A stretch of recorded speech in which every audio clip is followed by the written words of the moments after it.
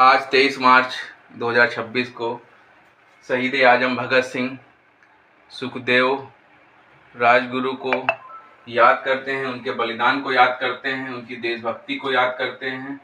उन्होंने अपने जीवन को त्याग दिया, बलिदान कर दिया, शहादत दे दी भारत की संप्रभुता, एकता और आज़ादी के लिए। ऐसे महापुरुषों को नमन करते हैं और धन्य मानते हैं अपने आप को कि आपकी वजह से आज हम लोग देश आज़ाद हुआ और हम लोग इतना आगे बढ़ पाए हैं और आगे लगातार बढ़ रहे हैं।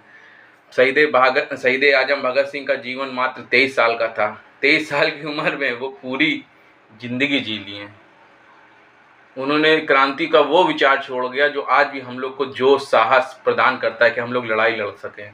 28 सितंबर 1907 को पंजाब के लायलपुर ज़िले में बंगा गांव में उनका जन्म हुआ था।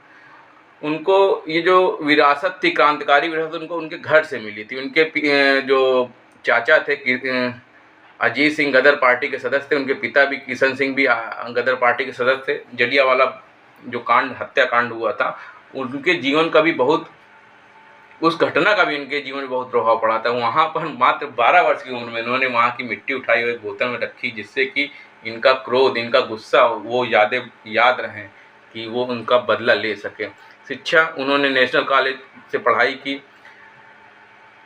उन्होंने यूरोपीय क्रांति के बारे में पढ़ा, मार्क्सवाद के बारे में पढ़ा, समाजवाद का गहरा अध्ययन किया। वो केवल एक सैनिक नहीं बल्कि एक बुद्धिजीवी थे। उन्होंने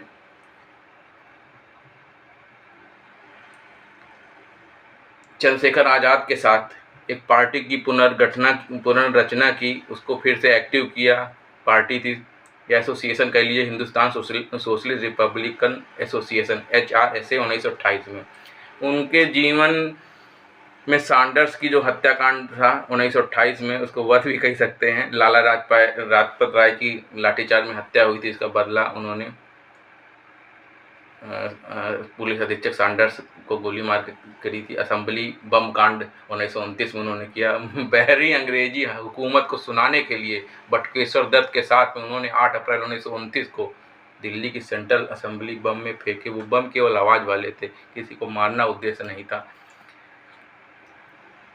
उन्होंने एक भूख हड़ताल भी की, जो कि बहुत अपने हकूक़ की लड़ाई के लिए भूख हड़ताल थी।